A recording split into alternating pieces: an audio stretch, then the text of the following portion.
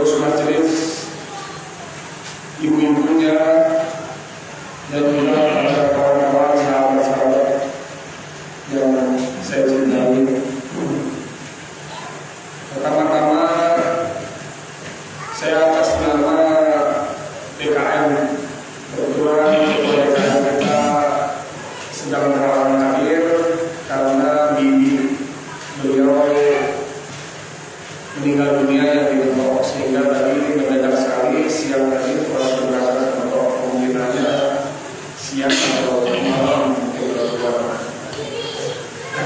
Semoga kita doakan semoga nanti tidak dalam urusannya keluarga dalam apa yang dilakukan dilancarkan oleh Allah Subhanahu wa taala dan diberikan keselamatan. Untuk mengawali kegiatan kita ini, mari sama-sama kita buka mengucapkan kata bismillah. Bismillahirrahmanirrahim. Langsung saja pada jika teman-teman masih ada di rumah, silakan masuk untuk sama-sama kita simak tausiah dari kita kepada Ustaz Ahmad Zikri waktu tempat kami bersilakan.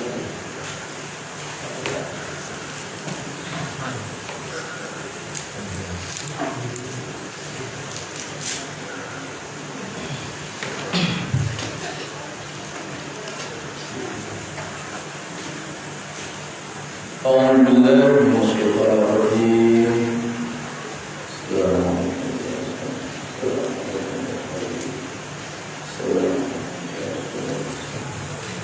بسم الله الرحمن الرحيم. السلام عليكم ورحمة الله وبركاته. Waalaikumsalam warahmatullahi wabarakatuh. Alhamdulillahi rabbil alamin. Subhanallah wa bihamdihi, subhanallahil azim, adada khalqihi wa ridha nafsihi wa zinata arshihi wa midada kalimatihi. Subuh kudus rabbuna wa rabbukum wa rabbul malaikati war ruh. Subhanallah walhamdulillah wa la ilaha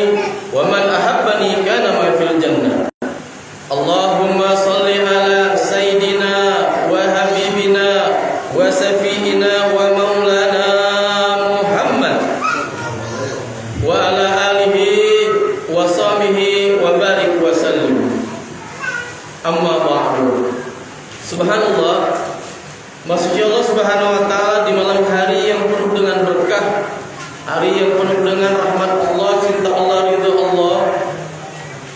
Kita berada di rumah Allah. Mudah-mudahan rumah Allah ini akan menjadi wasilah pada saat tidak ada nantinya naungan di padang mahsyar, maka pertemuan kita di malam hari ini akan menjadi saksi nantinya bahwa amal ibadah kita berkumpul di malam hari ini menjadi penolong kita pada saat di padang mahsyar nanti. Amin ya rabbal alamin. Bapak Ibu rahmati Allah Subhanahu wa taala, Allah memberikan kepada kita nikmat begitu banyak. Maka dengan nikmat tersebut kita patut mensyukurinya. Mulai daripada nikmat umur, nikmat sehat, waktu luang, kesempatan, nikmat berkumpul dengan keluarga, memiliki suami yang masih sehat, memiliki istri yang masih sehat, anak-anak pun insya Allah anak-anak yang menjadi anak soleh dan solehah, diberikan nikmat berkeluarga, berlingkungan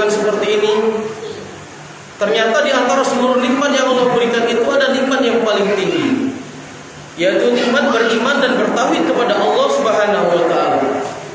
Maka dengan nikmat iman inilah seorang anak manusia seorang surga. Dengan nikmat iman inilah, dengan nikmat bertauhid pada Allah inilah kita akan beribadah yang betul. Bisa mengetahui siapa Allah, siapa Rasulullah. Oleh karena itu, ada sesuatu hal yang harus kita lakukan supaya nikmat ini bisa kita syukuri dan kita betul-betul Allah panggil nantinya masuk ke dalam surga. Sebisa mungkin masuk tanpa hisab. Sebisa mungkin masuknya itu tanpa ada perhitungan di sisi Allah untuk menghisab segala amal keburukan kita, yaitu dibersihkan sebersih-bersihnya di neraka dulu. Tapi bagaimana bisa langsung masuk surga tanpa hisab? Oleh karena itu, syukur tidak hanya lepas daripada mengucapkan kalimat alhamdulillah, tapi wujud syukur tersebut Allah ingin berikan kepada kita ada bentuk implementasi, ada bentuk pembuktian dalam kehidupan bahwa hambaku bersyukur kepadaku atas nikmat yang kuberikan. Kenapa kita harus bersyukur? Karena nikmat yang Allah berikan itu banyak. Sampai Allah katakan di dalam Al-Quran, kujadikan air lautan sebagai tinta di 7 samudra ini, dan seluruh ranting pohon kalau dijadikan penanya, maka kering air di 7 samudra ini dan habis seluruh ranting pohon, dan dikembalikan lagi berulang-ulang air dan ranting pohon tersebut, maka tak selesai menghitung nikmat Allah. Sampai-sampai Allah katakan dalam satu surah yang sampai 30 lebih kali Allah katakan, "Fabi ayyi ala'i rabbikuma tukadziban?" Maka nikmatku yang manakah yang kau dustakan? Sampai 31 kali Allah ulang, karena banyak manusia yang tidak pernah tahu bersyukur atas nikmat yang Allah berikan. Makanya Allah ingatkan, supaya apa? Supaya syukur itu membuahkan bentuk satu penghargaan, satu kebahagiaan, satu nikmat. Dengan hambaku bersyukur padaku, kata Allah, la in syakartum la azidannakum wa la in kafartum inna azabi lasadid. Sesungguhnya kata Allah, kalau hambaku bersyukur kepadaku atas nikmat yang diberikan kepadanya, baik pun besar ataupun kecil, baik pun nikmat itu berbentuk yang manis ataupun pahit, yang mudah ataupun yang sukar, kalau dia bersyukur kepadaku, ku tambahkan nikmat. Bukan Allah tambahkan kesengsaraan, tapi nikmatku.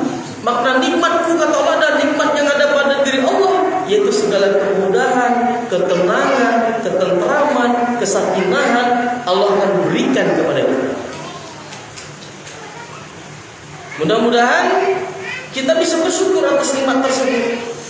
Asbab syukur tersebut akan membuahkan sebuah hasil bahwa kita akan menjadi manusia yang Allah cintai, yang Allah ridhoi. Di dunia Allah cintai, di akhirat Allah ridhoi. Salawat dan salam tercurah pada Nabi Allah, Nabi besar Muhammad sallallahu alaihi wasallam. Semoga kita digolongkan umatnya Rasulullah yang nantinya kita akan mendapatkan panggilan Rasulullah pada saat di padang mahsyar, akan mendapatkan syafaatnya Rasulullah di mana tidak ada lagi syafaat-syafaat yang lainnya. Kalau syafaatnya Rasulullah sudah datang kepada kita, maka insya Allah semuanya akan dimuliakan.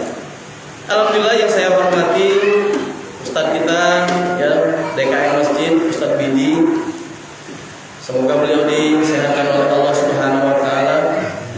Dan kepada jamaah hadirin, Ustadz, Ustazah, asatidz, asatizah, kiai, habaib, RT, RW, aparatur pemerintahan dan yang di lingkungan masyarakat ini yang Allah cintai dan Allah hormati, yang tidak bisa mungkin disebutkan satu persatu, karena kalau untuk mengenalkan satu persatu nanti habis waktunya juga, ya Pak ya. Ya. Nah, perkenalkan dulu, nama saya Ahmad Zikri Abdurrahman. Saya kelahiran Pangkal Pinang. Maka di belakang saya itu ada nama Abdurrahman. Ini adalah saya. Saya ajak keliling selama saya berada di Pangkal Pinang untuk sahabat Allah. Dari mulai Bangka Barat sampai ke Bangka Induk dan ke Bangka Tengah, Pangkal Pinang. Jadi ada 4 tempat: Bangka Barat, Bangka Induk, Bangka Tengah, sama Bangka Jumat saya sudah bertolak untuk pulang kembali ke tempat kediaman saya karena anak istri saya menunggu di sana. Alhamdulillah, mohon izin, mohon ridhonya.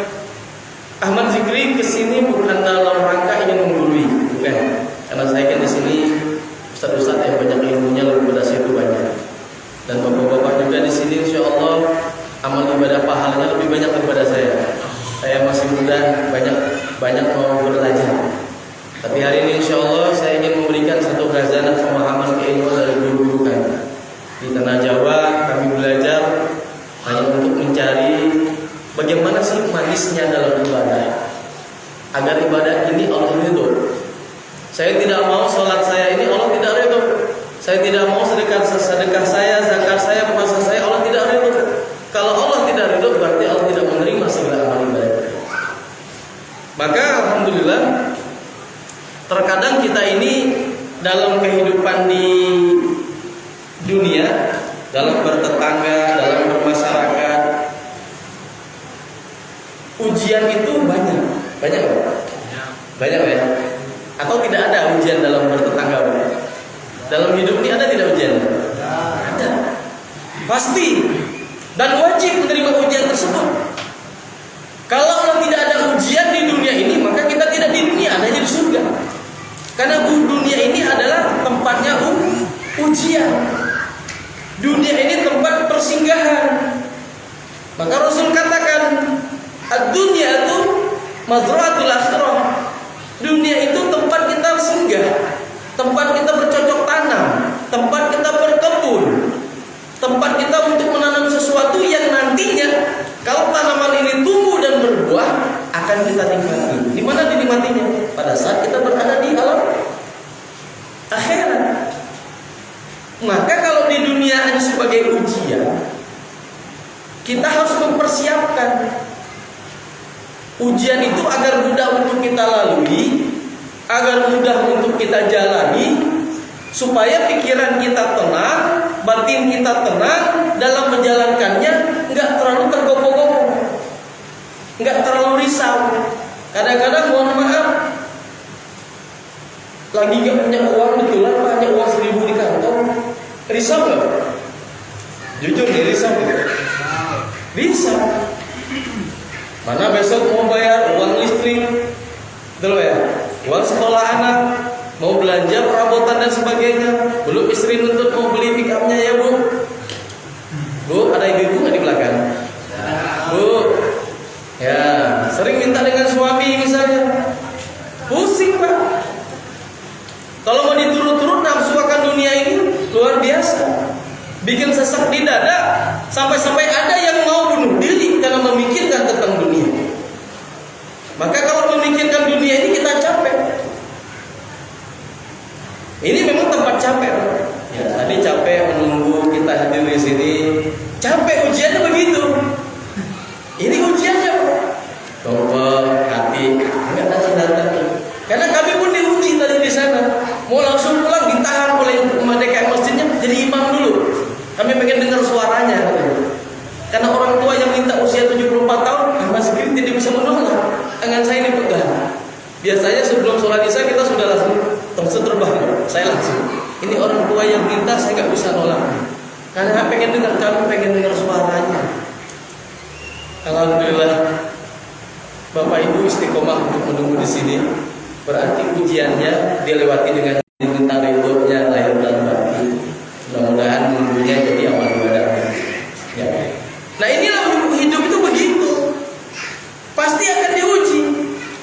Setiap manusia akan diuji oleh Allah Subhanahu wa taala selama dia memang mengaku beriman kepadaku, kata Allah. Orang yang beriman itu siap untuk diuji. Kalau tidak diuji, namanya bukan orang beriman. Jangankan orang beriman, yang tidak beriman pun pasti diuji. Yang namanya manusia pasti diuji.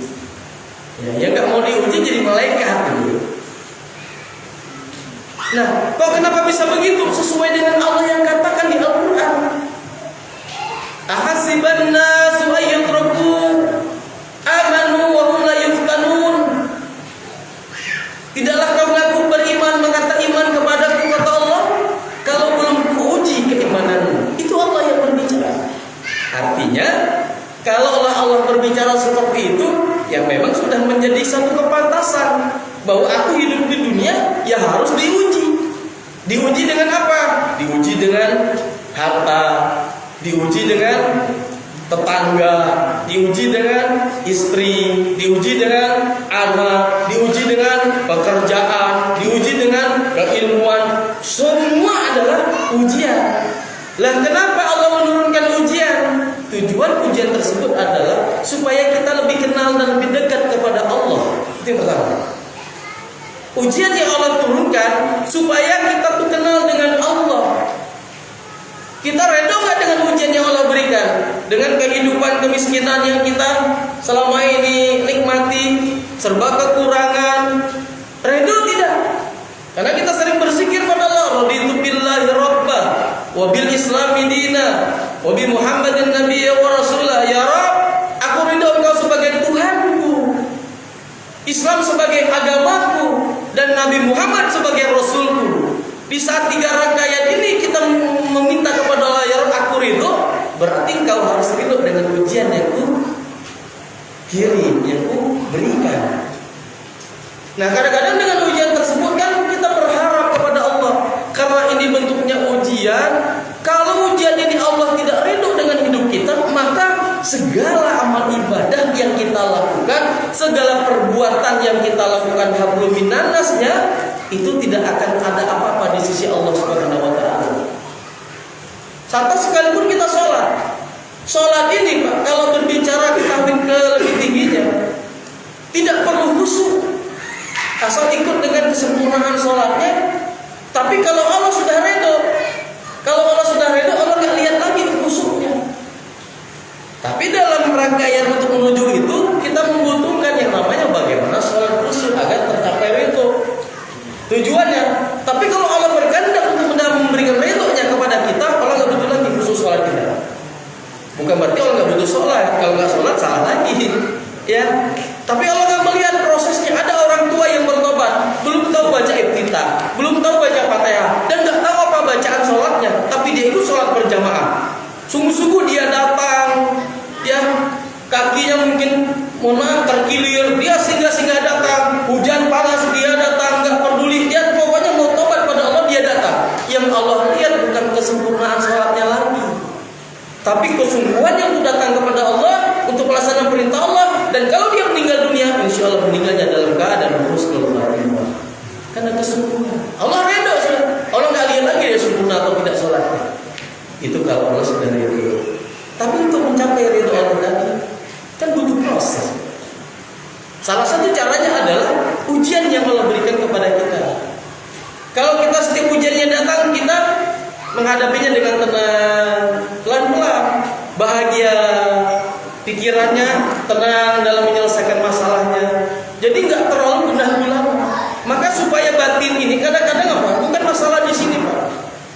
Kalau di sini ya sudah tenang, udah nyaman, masalah apapun akan mudah untuk dijalani. Makanya konsepnya kan kalau pengen tenang kan ala bizikrillah tatmainnul qulub. Dengan berzikir kepada Allah, baik pun zikir hatinya, zikir lisannya, zikir perbuatannya, matanya berzikir, mulutnya berzikir, telinganya berzikir, tangannya berzikir, kakinya berzikir, insya Allah batin akan tenang. Datang masalah, nggak ngadu, nggak langsung terusuk. Ini enggak, bapak ibu ribut rumah tangganya, ngadunya harusnya ibu-ibu ngadunya ke siapa, Bu? Bu, kalau ribut dengan suami ngadunya ke siapa? Bu, ngadunya ke siapa? Kalau ribut sama bapak ngadunya ke siapa? Kalau kurang uang ngadunya ke siapa, Bu? Nah, ngadunya ke Allah. Kalau ngadu ke Allah, insya Allah akan mudah jalannya.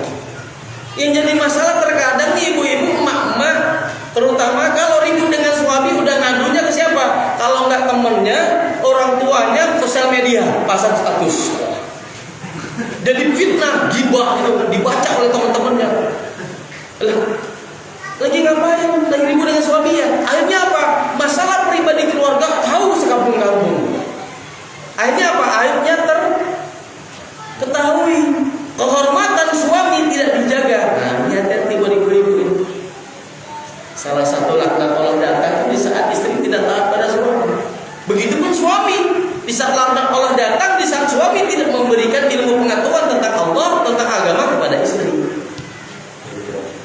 Jadi suami ini berat ya?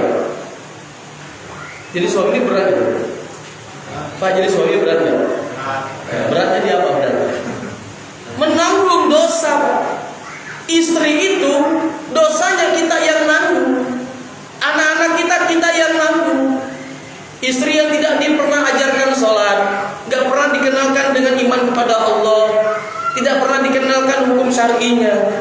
Mohon maaf izin. Tiba-tiba istri keluar rumah, gak pakai tutup aurat, pakaian seksi, ya Pak ya, pakai you can see, tarik ke bawah, pusat atas kelihatan, tarik ke atas yang bawahnya kelihatan. Bangga dengan itu Pak, dan suami bangga juga dengan seperti itu. Bayangkan di saat keluar rumah, per detiknya orang laki-laki mata jalata melihat seperti itu mengalir Pak, dosanya ke suaminya itu per detik sampai dia pulang ke rumah. Dan itu tidak selesai. Si A melihat si dia punya pakaian seks dan dia bicarakan ke teman-temannya, itu ngalir lagi tuh dosanya, terus saja. Itu istri, baru dari segi pakaian. Belum istri mohon maaf yang nggak sholatnya, yang diajak ngaji nggak mau ngajinya. Nah ini suami jadi beban berat menanggung dosa yang dilakukan oleh istri kalau suaminya tidak mengajarkan. Tapi kalau suami sudah mengajarkan dan istri masih berbangga, itu mah sudah putus. Berarti apa? Tanggung lagi dosa. Tapi kalau nggak ada pernah diajarkan dan suami juga bangga dengan istrinya seperti itu dan bangga dengan anak perempuannya yang keluar rumah tidak nutup aurat, itu dosanya udah nggak karuan Pak. Masya Allah. Itu baru satu istri. Kebayang kalau dua istri begitu, atau 4 malah. Makanya kalau satu aja belum siap, jangan tunggu kedua ketiga, ya cukup satu aja dulu, diurus jadi istri yang soleha. Itu Pak. Dan Masya Allah. Nah kita berumah tangga pun sabar. Yang namanya ujian tadi harus siap menghadapinya. Termasuk mengurus masjid ini Ustaznya, ujian juga berat. Beda paham.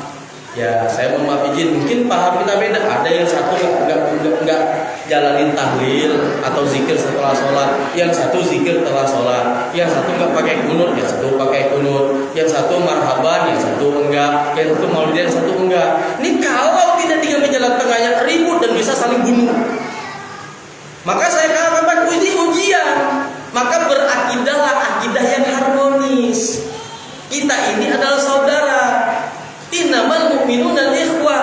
Allah yang ucap langsung dengan kalamnya, sesungguhnya kalian itu bersaudara sesama mukmin yang beriman selama masih syahadatnya sama. Tapi kalau syahadatnya sudah berubah, kan ada tuh syahadat tambahan sekarang ini Ustaz ya. Nambah tuh dia. Nah itu memang bukan saudara kita lagi. Kalau dia berani mengkafirkan, nah kita juga berani mengkafirkan. Kalau dia berani menghalalkan darahku, aku juga berani menghalalkan darah dia. Begitu Pak, dan itu terjadi di tanah Jawa. Kalau di sini mungkin enggak, apa sama aja saya nggak tahu. Tapi kalau di sana Pak, udah, saya sudah berani pasang badan. Kalau cerita buat saling lo mau bunuh-bunuhan, nah ini cerita ini Ustaz saling bunuh-bunuhan cerita. Nggak enak rasanya Ustaz. Iya, tapi karena dia jual, dia gue beli. Anak Melayu Bangka Belitung, saya diajarkan oleh keluarga saya, kalau sudah keluar pulau Pak lewat lautan, nggak ada lagi nama bawa pulang. Almarhum adanya.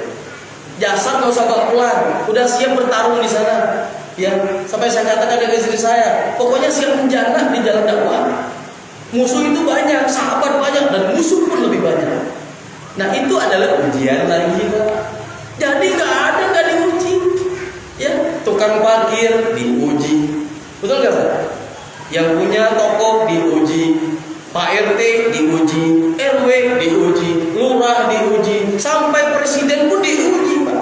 Dan jangankan presiden, ya kita yang kuli bangunan pun diuji. Itulah ujiannya. Nah ujian itu selain untuk mencari ridho Allah, selain Allah ingin mengenalkan dirinya supaya hamba kembali padanya, ternyata ridho itu kan untuk meningkatkan derajat kita di hadapan Allah. Jadi bersabar menghadapi ujian dari Allah Subhanahu wa taala. Karena tidak ada dalam kehidupan di dunia itu yang namanya tidak diuji, pasti diuji. Dari mulai kita tumbuh lahir ke dunia sampai kita sekolah, sampai kita sarjana, menikah, punya anak, pekerjaan, bermasyarakat, bertetangga, diuji. Belum ujian Ya, satu kaya, satu miskin. Sudah mulai bahasa mulutnya. Percuma lah dia kaya, suaminya pejabat, harta korupsi. Mulai berubah. Ujiannya tadi, yang kaya pun dengan miskin sama, hidup sudah sekian tahun masih aja morat-marit hidup miskinnya. Nggak boleh begitu, semua sudah punya porsinya masing-masing. Dan tidak perlu bangga, yang kaya tidak perlu bangga. Karena di hadapan Allah bukan kekayaan, bukan jabatan, bukannya wajah ganteng, bukan wajah cantik yang Allah muliakan, tapi adalah mereka yang bertakwa. Yang Allah lihat itu adalah ketakwaan dalam hatinya, keimanan dalam hatinya. Jadi itu yang Allah terima. Yang kaya jangan bangga, hisabnya lebih lama dengan harta yang dia miliki. Dapat dari mana? Disimpan berapa lama? Dikeluarkan sedekah dan zakatnya tidak? Ini uang manfaatnya buat apa? Ditanyain, Pak. Maka para sahabat itu sebelum meninggal dunia, mereka sudah tahu Nabi salahnya mereka, ya orang-orang yang dekat dengan Rasulullah. Semua harta dihibahkan dulu semuanya. Meninggal dalam keadaan kemiskinan. Dan itu ulama-ulama kita pun begitu. Wah, jadi pengusaha, seorang kiai jadi pengusaha. Mereka sudah tahu orang-orang yang memang dekat takarub kepada Allah itu merasakan. Ya, merasakan. Bukan tahu, bukan. Dia nggak tahu ajal itu kapan, tapi bisa merasakan kondisi kehidupannya, pribadinya itu dan spiritualnya bahwa sebentar lagi. Tapi dia nggak tahu hari apakah, jam berapakah, tapi dia mempersiapkan diri. Hibahkan hartanya. Karena tidak mau dihisap, disedekahkan ke pesantren, sedekahkan ke anak yatim, bikin acara santunan. Nah kalau kita kan enggak. Kalau bisa mah harta dikumpulkan sebanyak-banyak mungkin, nggak menghitung hisapnya. Maka timbullah sifat kerakusan. Rakusnya kita itu lebih rakus daripada binatang, manusia. Tapi kalau tahu makna ini adalah ujian dalam kehidupan, maka kita akan tahu apa yang harus dilakukan. Dengan ujian suami, ibu ya, suami mungkin bertingkah di rumah, mata jelalatan, usil dengan anak gadis orang, padahal di rumah ada istri. Ya dulu mungkin istri cantik Pak 20 tahun yang lalu. Karena udah bosan dengan istri itu, lihat yang lain yang lebih bahenol. Misalnya ibu tahu kondisi itu, sabarin, doa pada Allah. Gak usah perlu ribut dengan suami, jaga rumah tangga dulu. Insya Allah kalau niatnya buat memperbaiki rumah tangga, ke Allah semuanya. Suami hatinya punya Allah, bukan punya ibu. Istri pun sama, bukan punya suami, punya Allah. Maka suami berdoa betul supaya istrinya menjadi istri yang soleha, yang hatinya dilembutkan dan akhlaknya diperbaiki, maka insya Allah jadi. Nah dalam hal kehidupan inilah kita harus siap menghadapi ujian, termasuk kita dakwah. Majelis Darul Ukhuwah sekarang memfasilitasi saya untuk hadir keliling. Diuji gak? Diuji. Ada yang tidak suka, ada yang menyebut bahwa ini untuk dunia dan sebagainya. Enggak, biasa, semua pasti diuji. Tinggal kita yang memawaskan diri kita. Kalau ini kita anggap sebagai ujian, ngadunya ke Allah, niatnya diperbaiki. Kalau niatnya diperbaiki dan harta yang diperjuangkan harta yang halal, gak usah pusing. Karena kita tidak mengharapkan pujian manusia. Kita tidak mengharapkan cacian manusia. Yang kita harapkan adalah ridho Allah, sekalipun harus berdarah-darah. Sama dalam berkehidupan, bertetangga, berkeluarga, beribadah. Jangan berharapkan pujian manusia, pujian Allah yang kita harapkan.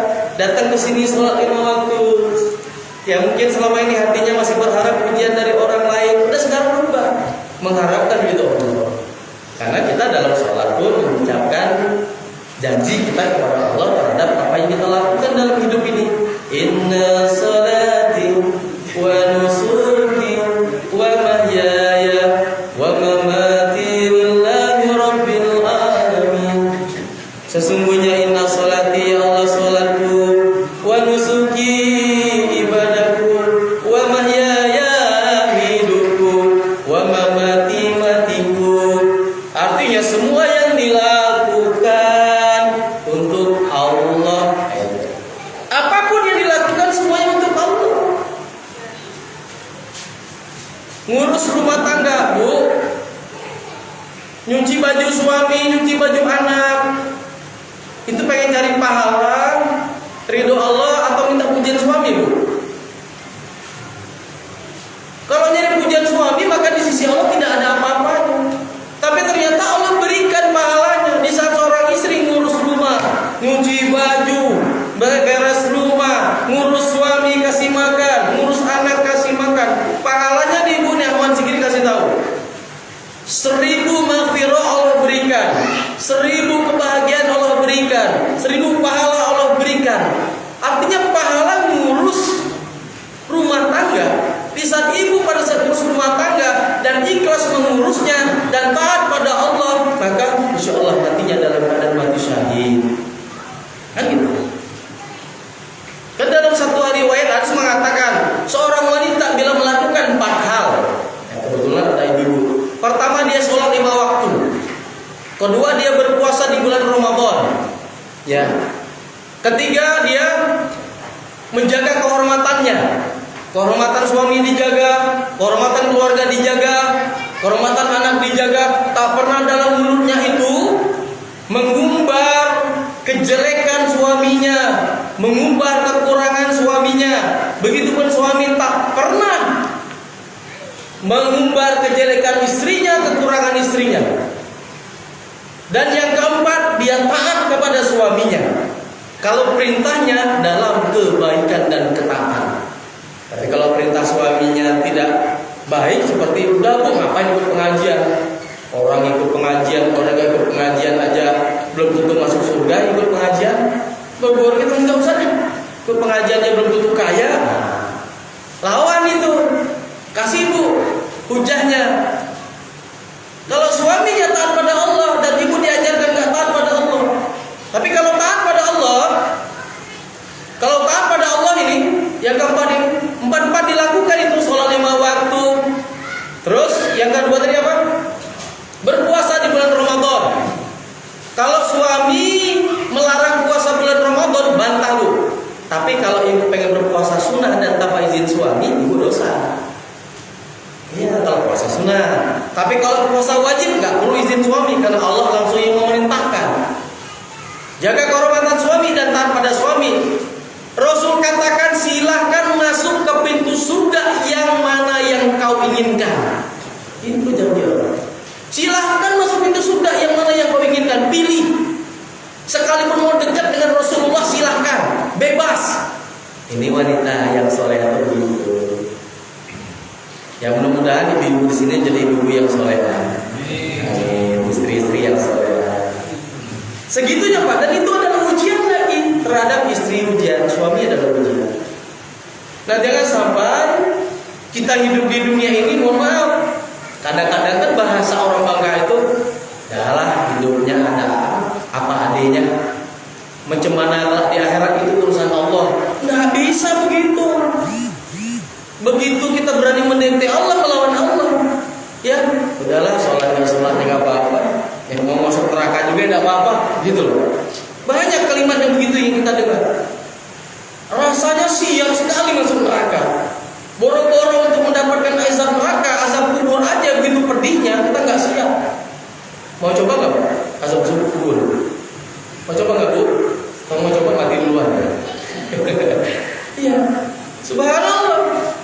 Itu orang-orang yang ada di alam barzah, yang ada di alam kubur sekarang, lagi merintih, lagi memohon kepada Allah begitu pedihnya azab kubur. Memohon pada Allah, ya Rabb, ya Rabb, ya Rabb, izinkan kami untuk kembali lagi ke dunia, walaupun hanya sekejap. Mintanya Pak, doanya orang-orang dalam kuburan, kembalikan aku ya Rabb ke dunia walaupun sekejap. Bukan sedetik Pak, sekejap tuh begini. Sekejap. Buat apa? Hanya ingin beribadah kepada Allah. Saya ingin sholat, saya ingin berzikir, saya ingin istighfar, saya ingin sedekah, saya ingin puasa, walaupun sekejap. Kata Allah, nih, no way, udah telat. Dulu kau hidup di dunia ngapain, kemana? Kau dengar taklim, kau dengar ustadz kiai, para habaib, ya, para masyayikh kita berbicara tentang kebaikan, tapi kemana kau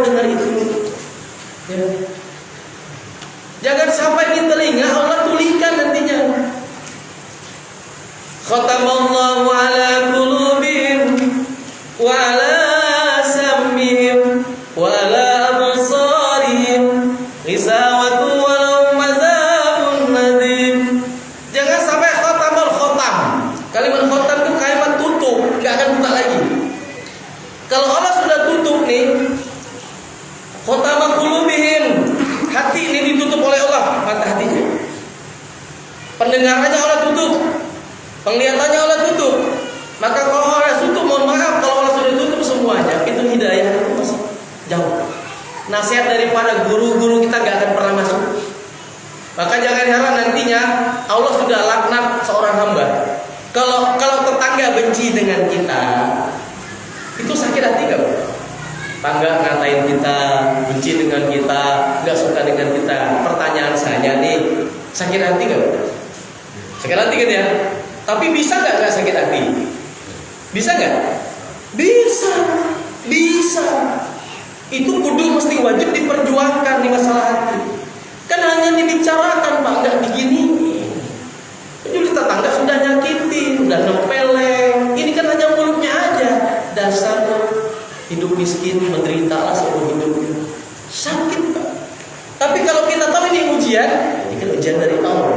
Udah ngadu Allah ya Rob, tetangga ya Rob. Dia ngatain aku miskin ya Rob. Bapak merasa terzalimi, itu doa diijabah.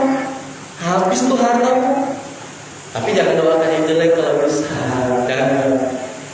Kasih doanya yang terbaik ya Rob. Tetangga sebelah ini kaya hidupnya. Berikan dia hidayah agar taat kepada.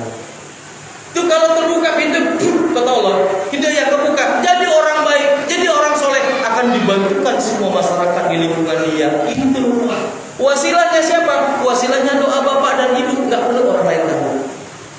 Nggak perlu orang lain. Biar kita sendiri berdoa. Dia berubah. Ternyata doa kita setiap malam bermunajat sepertiga malam untuk merubah hati seorang hamba dan dia adalah saudara. Nggak, jangan benci tetangga. Yang dikhawatirkan itu kalau kita sama, kita jangan juga mencaci maki tetangga. Perasaan juga sama, nanti dia tidak suka, dia marah, dia murka. Ada nggak tetangga yang kalau dihina, dikatain marah, langsung marah. Ahlaknya yang keluar ada Pak? Ada. Biasanya mau marah Pak. Mau marah kalau Bangka kan begitu tradisinya. Karena Bangka ini orangnya agak sedikit mertang. Atau mertang itu apa? Bahasa mertang apa? Garang, gampang marah Pak. Itu orang Bangka. Ya, sepele masalahnya. Tapi kalau sudah mertang itu sekampung-kampung, pacak terbakar tuh kampung. Itu yang dikhawatirkan. Masalah sepele masalah. Yang bisa didiskusikan, saling memaafkan. Makanya saya katakan ini kalau murkanya manusia masih bisa saling memaafkan. Tapi kalau Allah sudah murka kepada hambanya dan Allah sudah benci kepada hambanya, mau cari Tuhan yang mana lagi? Mau Tuhan yang mana cari? Kalau sudah murka, berarti nggak ada jaminan lagi surga, neraka udah pasti. Kalau Allah sudah murka, nah kita jangan sampai mengundang murka Allah. Maka berkumpul hari ini teman-teman surga.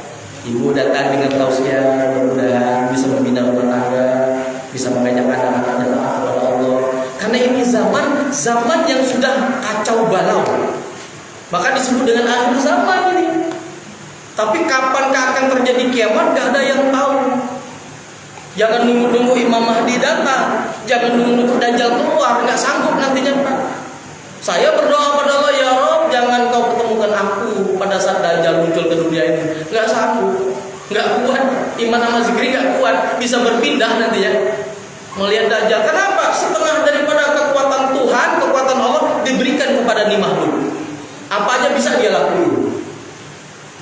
Tujuannya buat apa? Buat menguji iman manusia yang hidup di zaman itu. Ya. Maka kita minta kepada Allah agar Allah ridho kepada kita terhadap apa yang kita lakukan. Sering imam membacakan itu, maka sekarang ambil maknanya. Allahumma inna nas'aluka ridhoka wal jannah wa na'udzubika min sakhatika wan nar. Terus doa itu akan minta ridho Allah. Ya Rabb, aku mohon keridhoanmu dan surga. Itu. Minta ridhonya bukan hanya ridho Allah aja, langsung ada hadiahnya. Ya Rabb, aku minta minta ridho dan surga dan siksa, terbebas daripada siksaan api neraka, itu minta. Padahal ridho aja cukup, tapi Allah menginginkan hambanya meminta. Kita ini doa tidak berdoa, Allah tahu nggak apa yang dalam hati kita? Bu, Allah tahu nggak apa yang ada dalam hati ibu? Tahu ya? Nggak usah minta, Pak. Udah sholat langsung aja pulang ke rumah. Pertanyaannya, Allah suka nggak seperti itu? Suka nggak? Nggak suka. Kita sebagai orang tua, ini anak nggak pernah minta ke orang tuanya, nggak pernah minta. Tapi ada aja uangnya. Ternyata hasil nyolong, jual barang tetangga sebelah. Kira-kira bapak sebagai orang tuanya marah nggak? Marah. Kenapa? Kita nggak minta. Coba minta kepada Allah. Allah tahu apa dalam hati kita, tapi Allah juga butuh kita itu meminta. Meminta dengan apa? Dengan rintihan. Ya Allah, ya Tuhanku, hari ini aku butuh uang buat sekolah anakku. Sudah 3 bulan tidak dibayar. Allah butuh itu rintihan kita. Rintihan itu yang Allah butuhkan. Allah tahu kau belum bayar uang sekolah anakmu. Allah tahu beras di rumah masih 1 kilo. Allah tahu kau harus bayar kredit rumah. Allah tahu. Tapi Allah pengen kita datang kepadanya, merintih dengan mulut yang basah ini, meminta kepada Allah dengan hati pikiran kita bersatu semuanya sampai berderai air mata. Itu yang Allah butuhkan. Allah itu rindu, Allah itu maha pengiri. Allah iri kepada hambanya yang beriman dan bertakwa bila jauh daripada dirinya. Dalam hatinya pun kalau cintanya sudah ada yang lain, Allah iri. Nabi Ibrahim alaihissalam berpuluh-puluh tahun menikah tidak punya anak, kan belum punya anak. Sampai usia Siti Hajar itu 80 tahun belum punya anak. Tapi berdoa terus kepada Allah minta anak sampai dia nikah, kan? Dapat anak yang pertama yaitu Nabi Ishak alaihissalam. Baru dapat anak Nabi Ismail alaihissalam. Berapa tahun itu lamanya? Udah mulai dapat anak, diuji oleh Allah. Kenapa? Berbanja-banja dengan anaknya. Saking udah berpuluh-puluh tahun punya anak kan senang bahagia, diajak mainan banja. Allah iri. Dulu nih Nabi Ibrahim alaihissalam itu dakwahnya kemana-mana, nggak menang, anak istri ditinggal, keluarga ditinggal. Pas punya anak 3-2 bulan kok nggak pernah lagi nih untuk pergi dakwah, menyampaikan agama-agama tauhid. Allah iri, perintah untuk pergi berjihad. Itu belum pada saat kandungan. Pada saat dikandungan itu dimanja-manja Allah perintahkan hajar sendirian. Nabi Siti Hajar sendirian. Punya anak begitu pun. Punya anak Allah iri lagi.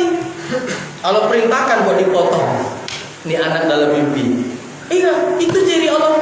Allah iri kepada hambanya yang dalam hatinya cintanya kepadaku sudah berkurang. Sama aja dengan bu, ya ibu ya. Kalau bapak kalau cintanya berkurang, ibu iri nggak? Iri nggak? Ibu bapak punya mainan baru nih, ternyata mainannya apa? Kucing Anggora misalnya nih. Sibuk aja dengan kucing itu, sampai dengan istri aja tuh, sampai di rumah. Ibu pasti iri, kayaknya ngomong Anggoranya dikasih racun ujung-ujungnya. Saking irinya begitu loh. Ya, kita aja manusia ini. Allah tuh maha mengiri, Pak, terhadap hambanya yang dulu ibadahnya bagus, tapi karena disibukkan dengan dunia, Allah ini Allah ambil dunianya, Pak. Allah berikan sakit, hartanya Allah ambil, usahanya tidak berkembang, dan itu yang amat Jibril rasakan. Allah iri kepadaku setahun yang 2 tahun yang lalu karena aku sibuk dengan dunia. Diundang ceramah nolak, diundang khutbah sibuk. Kenapa lagi ngurus perusahaan? Allah ambil, dan saya rasakan. Saya meminta pada Allah, ya Rabb, uji aku kalau itu menjadikan aku buat tambahkan iman. Kalau ini harta jadi masalah buat diriku, tapi kalau ini ada manfaat buat diriku dan dakwah dan agama, maka pertahankan. Kalau tidak ada manfaatnya jadi batinku tersiksa dan tidak ada manfaatnya buat agamamu, maka silakan ambil. Ngapain? Sesat. Ya, ujian. Nah ternyata ulama-ulama kita dahulu itu kalau nggak ada ujian itu justru minta ke Allah. Ini ujian kok nggak turun-turun? Karena ujian itu adalah taraf peningkatan keimanan dan taraf peningkatan kemuliaan di sisi Allah. Semakin kuat ujiannya, semakin mulia kita. Ujian yang paling berat adalah ujiannya para Rasulullah SAW. Itu paling berat, nggak sanggup kita.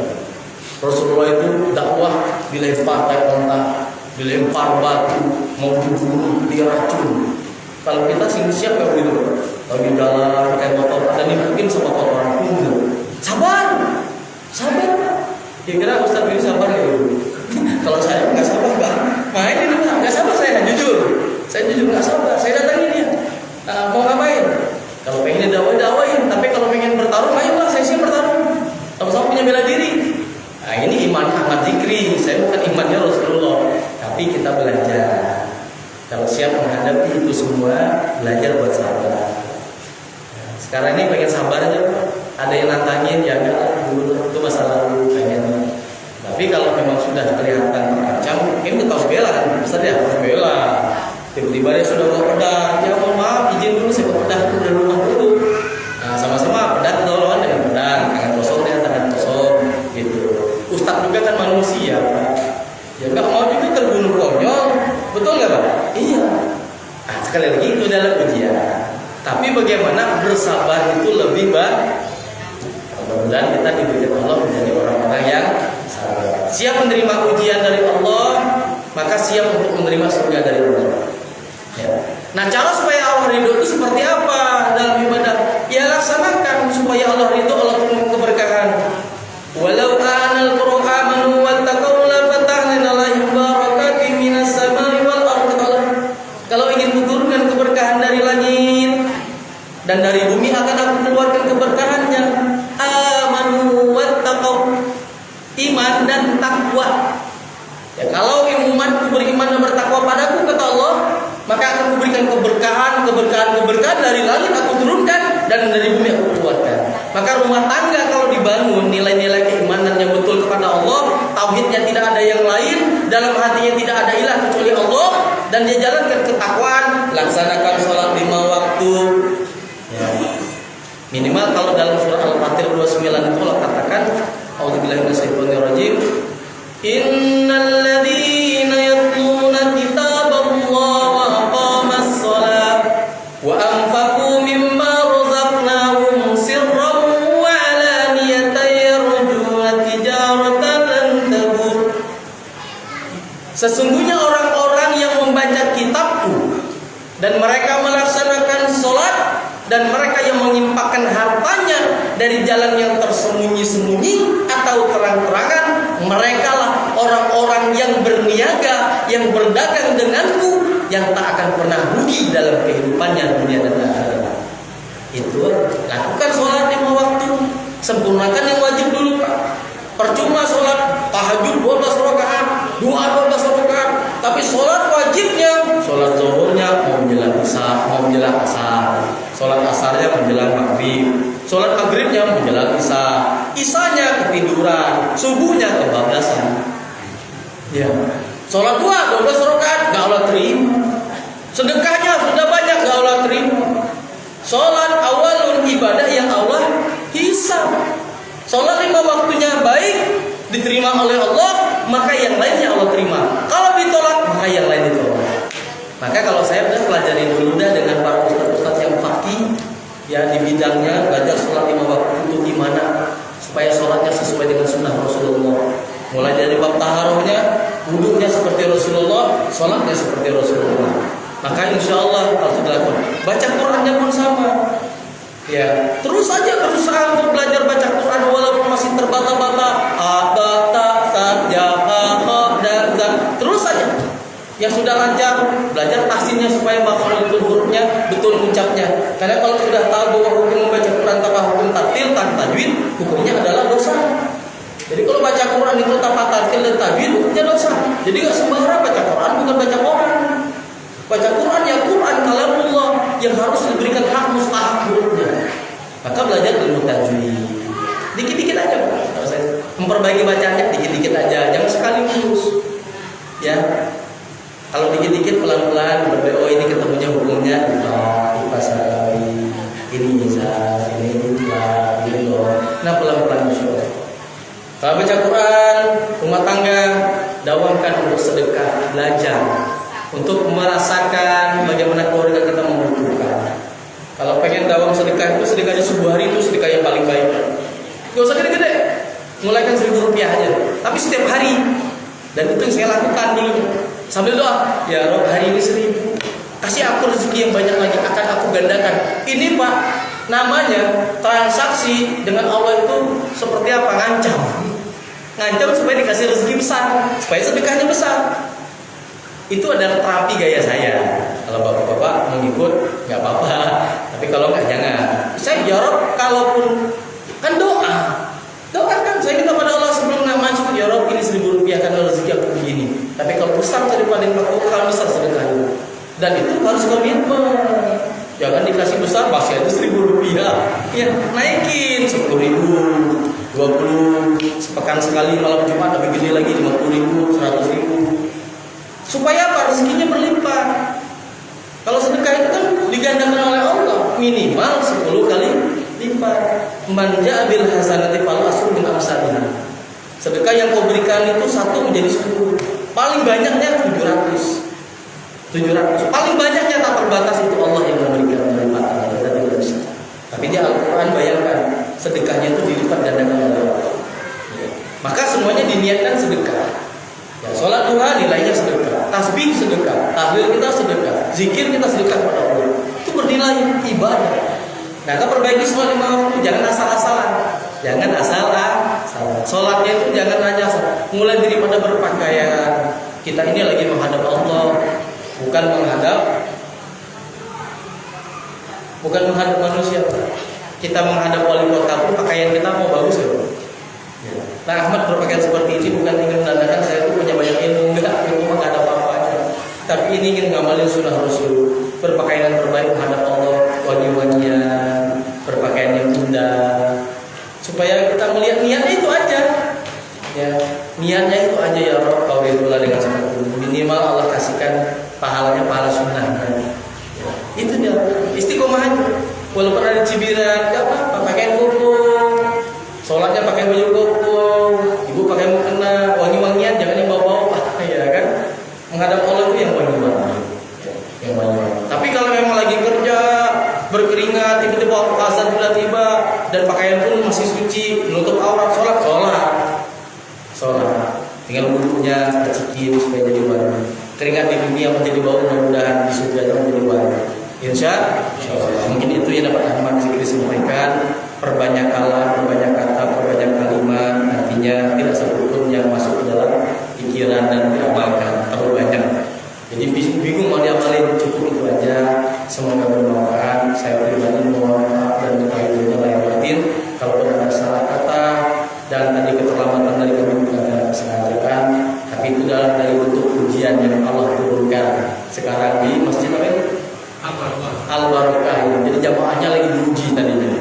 Ya mudah-mudahan saya bilang insya Allah bisa ada. Walaupun hanya 2 yang ada Pak, saya akan tetap ceramah. Saya nggak peduli. Tugas saya adalah dakwah ilallah, niat saya. Mau ada 1 pun kecuali nggak ada lagi, nggak mungkin kan? Ya, kalau ada 2 pun saya akan teriak seperti ini, nggak kurang. Ya banyak dikit nggak ada urusan buat kami. Ya tapi insya Allah hari ini hatinya kepada Allah, mudah-mudahan dalam menjalankan ibadah kepada Allah Subhanahu wa Ta'ala. Ya terima kasih. Wallahualam bishawab. Wassalamualaikum warahmatullahi wabarakatuh.